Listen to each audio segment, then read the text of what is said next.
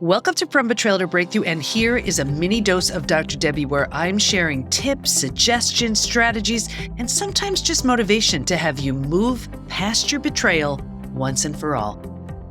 I was working with a few people yesterday, and they're now moving through their betrayal, and they were saying some were really tired. Some were surprised at these outbursts of emotions where they had road rage or nightmares or burst into tears or be really angry and upset, and they're like, who the heck am I? What's happening? Is it normal? Yes, it is. Yes, it is.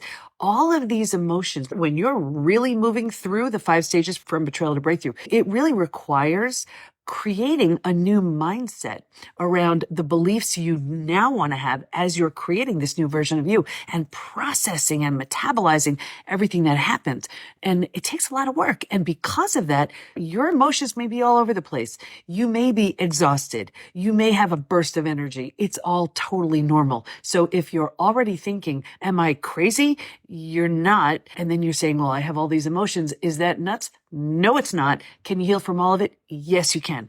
Check out my bio. I have so many resources for you. But if you've been experiencing intense emotions, that's a good thing. That means this stuff that you were stuffing down all this time is now being looked at, processed, and released.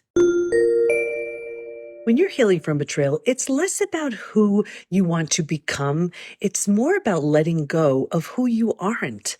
Maybe you aren't that person whose boundaries get crossed anymore. Maybe you aren't that person who just settles. Maybe you aren't that person who's willing to tolerate what you were tolerating. So instead of looking at it as this big, overwhelming to-do list of things to become, look at it as, what are you willing to let go of? What are you no longer willing to tolerate?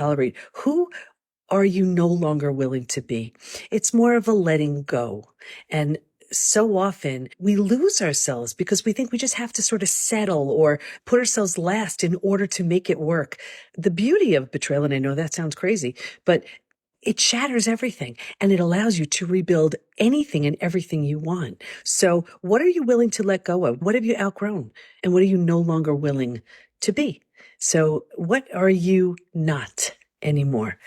Look at that as your way to let go and just all of the weight of what no longer serves you to move into the version of you who's waiting to show up. Hope that helps. If I had to say what's the number one question I get asked, it's this: will I ever be able to trust again? What happens with betrayal is trust is shattered. And not only do you not trust the betrayer, you lose trust in yourself because you're like, I'm a bright person. How did I not see? How did I not know? Can you rebuild it? Yes, you can. Whether it's rebuilding it in order to trust that person again, if that's an option and something you want to do, or trusting in others going forward. But here's the thing. Most people skip everything that needs to happen before you actually feel safe, before you feel comfortable trusting in someone else again. So we have our Trust Again 2.0. It's a 5-day program where you learn to love again, feel safe again, trust again. Here's the thing.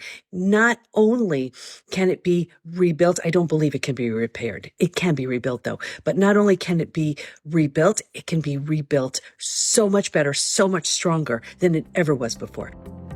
You need the right tools, support, and the right community to move through the 5 stages from betrayal to breakthrough. And we have all that within the PBT Institute. So join us at the PBT, as in post-betrayal transformation, thepbtinstitute.com. There's a version of you who's so confident, healthy, peaceful, and happy on the other end of your healing, and we can't wait to help you get there. We got you. Thanks for listening, and here's to your breakthrough.